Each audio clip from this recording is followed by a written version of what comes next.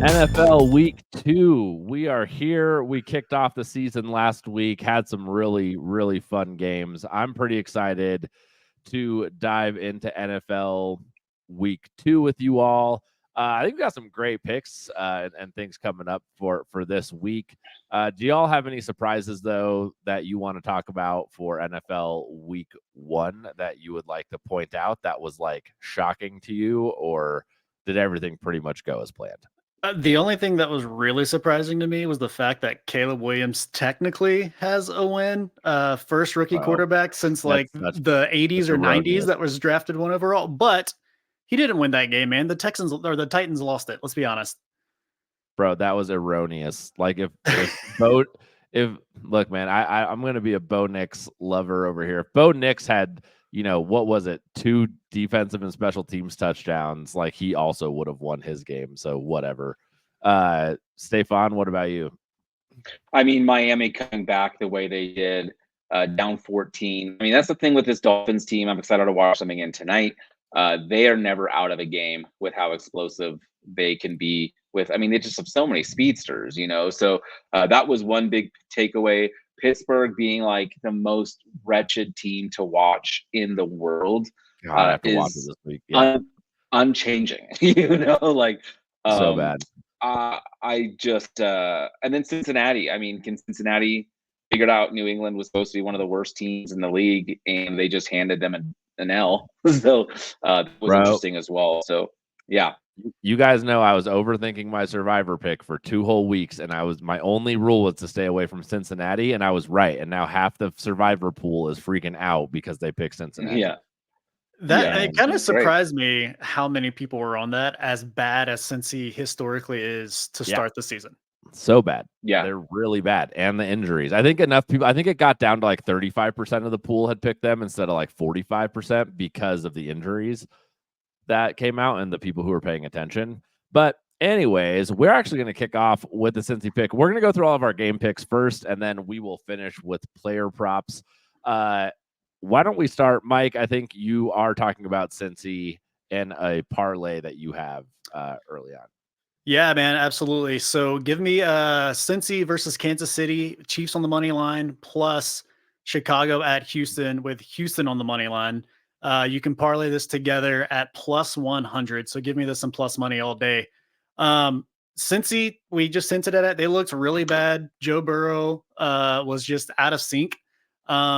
Granted, they did have 2 touchdowns, big missed opportunities. One was called back on a drop after a replay, and then the other one was just a fumble.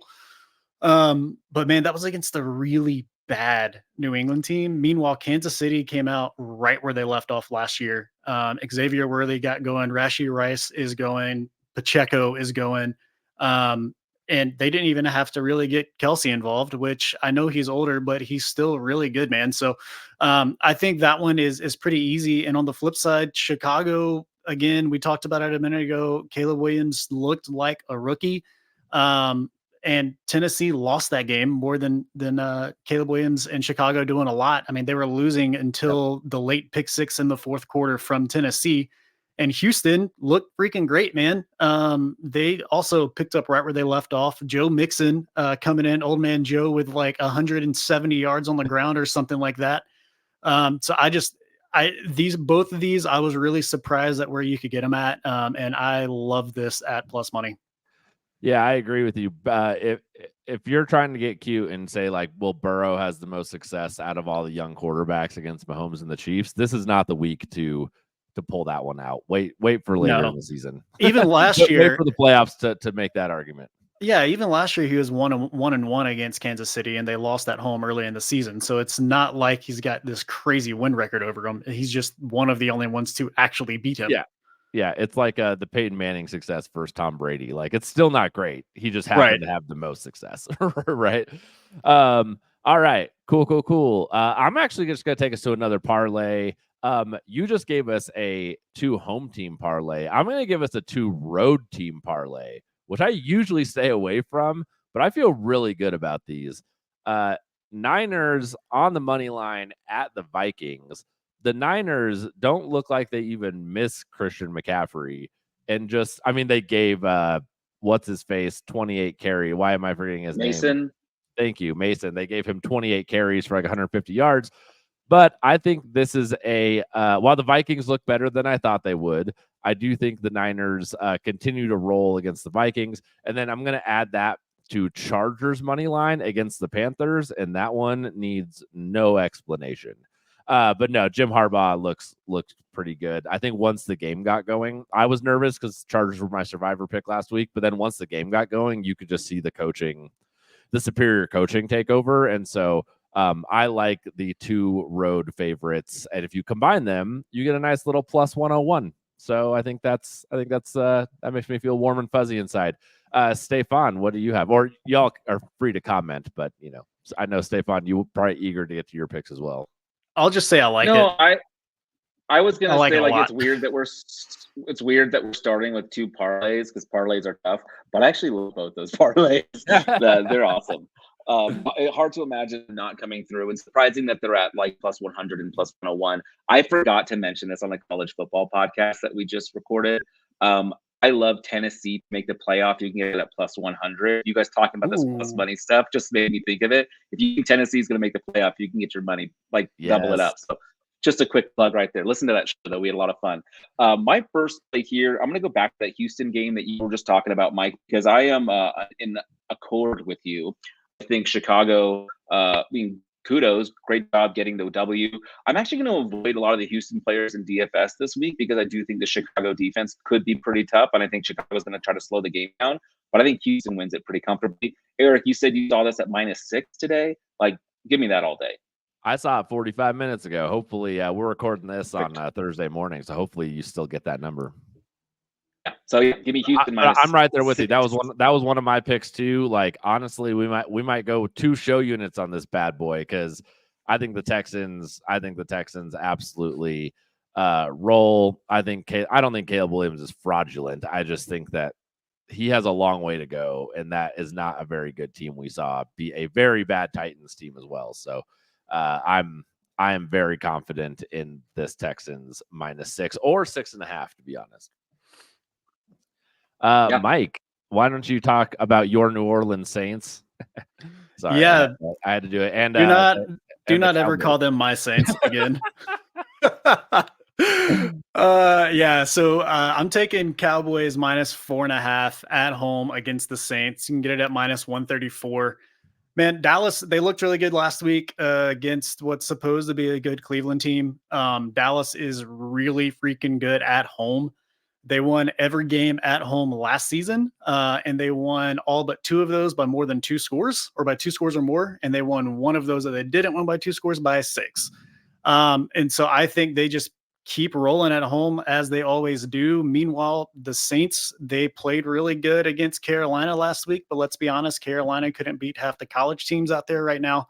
And I just don't think they're up for this. I think if the Saints game was closer against Carolina, this number would be up around 8 or 9.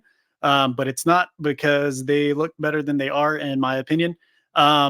Last year, the Saints played 3 teams in the top 12 of the power rankings as of the last 6, and they lost to all 3 of them by at least 5. So I like this one a lot. Yeah, I love that. I'm surprised that line's only 4.5. I think they're giving the Saints a little bit too much respect there. But, Saints did come out and win last week, so maybe that's why they're giving them a little more respect they deserve, just because the Cowboys look so good. All right, I'm going to go ahead and roll with my next pick, which is this is my last pick for the day, which is the Giants at the Commanders. I'm going to take the Commanders on the money line. You can get them at -125. Look, Commanders are a growing and developing team, but if I'm going to take a team, I'm picking against the Giants every week. And if you're going to give me a team to beat the Giants at almost even money, yes, please. And guys, the Giants scored 6 points against the Vikings last week. 6 points at home against the Vikings. At least our boy Jaden Daniels. Am I getting the Kansas quarterback mixed up with him? Yep. Thank you. Oh, that's perfect. okay. You're welcome. I was like, I said it and I heard it, and then it came out wrong. Anyways, 2 touchdowns 84 rushing yards. He is the leading rusher in the NFL right now. And before he gets broken in half, sorry, Steve, I have to reference that every time. Before he gets snapped in half in the NFL, as long as he continues to do that, they showed much more offensive promise to me than anything the Giants showed. So give me the Commanders at home in a division game at -125. No, I like this a lot. Last year, Daniel Jones came out week 1 and played terrible. And then week 2 had this massive bounce back game. But I don't see that happening again this year. He doesn't have Saquon behind him to keep him comfortable. He still doesn't know how to throw the ball off of his injury, man. So I like this a lot. Yeah, his rookie wide receiver Neighbors is already frustrated at him, and that happened real fast. So let's see who's up. Stefan, why don't you talk about this Raiders and Ravens game? Yeah, I don't care what the number is. Give me the Ravens. Like, this isn't gonna be close. Like, ladder, please. Like, this sponsored by, actually can't remember the name of the brand name of all the ladders at March Madness that they use, but this is presented by them. Because I'm going to take this at -9.5. I'm going to take it at -13.5. Like, give me the Ravens to wallop a very average Raiders team. Gardner Minshew's, like, he's fine, but come on, he's not winning games regularly. Lamar Jackson, I don't think is going to run near as often. I think we're going to see a lot more Derrick Henry. I think we're going to see a little bit more in the passing game. You could see Mark Andrews getting a get-right spot here. I like the Ravens to just pour it on. Again, the Ravens played well last week, but lost. Like, they need to start winning games. This is a nice opportunity to do just that. Antonio Pierce is probably the worst coach in the NFL. Punting in plus territory when you're still in the ball game, you just handed it away. Like, he is a coward and a terrible coach. He destroyed Arizona State. Wow. He should not be coaching in the NFL for so many reasons. Like, just retire, quit, whatever you need to do. The Raiders, who I dislike, even they deserve better than you. It's amazing who Josh McDaniels can make look good. That's a great point. Can we have a segment of things you wouldn't say to Antonio Pierce's face if he was standing in the ring? You are a coward, sir. I would call yeah, no, I mean, I do think they do statistical analysis. It was the third most cowardly punt in like the last decade. I love that. So I love that. Pretty so awesome. Much. Yeah, the Raiders should be filing a lawsuit this week for Harbaugh assault against the Harbaugh family after this and having to play the Harbaughs back to back. That's pretty brutal, NFL, for scheduling that. That's rough. All right, Mike, why don't you talk about the Colts game? Yeah, give me the Colts money line at the Packers at -148. I was kind of surprised this was where it was with Jordan Love being injured. Malik Willis is just a really bad quarterback. He's got a 3-year passer rating of 48. And I just don't understand it. Like, I get that Josh Jacobs is supposed to be good, and I just don't see them running it down their throat because he looked so sluggish last week. Like, he ended up with a fine stat line, but I just thought he looked like he had a piano on his back the whole dang game. Dude, he looked bad. I know he's totally one of those backs that gives you a deceiving stat line. I totally agree. Yeah, I mean, I thought Derrick Henry looked the same thing last week too, but the Colts on the other side, they had a great game last week against Houston. It still trips me out that Anthony Richardson still only had 9 completions last week. But the 9 balls that he did throw were like 100 yards, 100 air yards. Like, it was insane. But I don't think they're going to need him to do that this game. Jonathan Taylor looked really good last week. And the Packers, like, it's not like they're a Dallas team who are just winning every game at home. They were still 6-4 at home last year. So, and that was with Love. So I just don't, this one doesn't make a ton of sense to me. Give me Indy money line. Love it. Love it. I think the Colts are going to keep looking better throughout the year too. I like the Colts. I like Adonai Mitchell on my fantasy team as the year goes on, because we all love talking about my fantasy team on this show. Yeah, Stefan, go ahead. I'm nervous that we don't have any underdogs and we're all on favorites this week. I'm real nervous. None. Stuck at underdogs. We don't even care. I will say that there is kind of a historical precedent for the line to overreact when a quarterback gets injured. and oftentimes the backup comes in and covers the spread. Now, I like that you're on the money line so that we don't have to worry about that so much on this one. But that's why, because initially I was like, man, let me just go. Like, I was looking at the same thing as you, and then I was like, I'm just going to avoid it just because of that trend. But again, the trend doesn't necessarily speak to this individual game. But I am nervous that we have no dogs and no unders because it's the NFL and that crap happens way too often. Yeah, you're picking against. Speaking of the dog pound, you're picking against them. You're going with your Jags as your last pick. Right. Yeah. So give me Jacksonville again. I just think they kind of lost the script, and they're running against a great Miami team. Hard to slow Tyreek Hill down for an entire game, especially with the other offensive weapon they have there. Cleveland was extremely, extremely unimpressive, and it gave me great delight to watch Deshaun Watson just like look terrible, look very mediocre. The scoreline was almost flattering to them. I mean, Dallas had to cap off their drives, a lot of their drives with field goals, and maybe Jacksonville's in that same boat. But I think they get out ahead and are able to keep the lead this time. If you force Cleveland to pass it on you all day, you're going to be okay. I think Jacksonville's able to play really aggressive at the line of scrimmage. I think we see a big game from Etienne, and I think Jacksonville ends up covering this pretty easily. I love Again, that. I hate that we're on so many favorites, but that's where I'm at.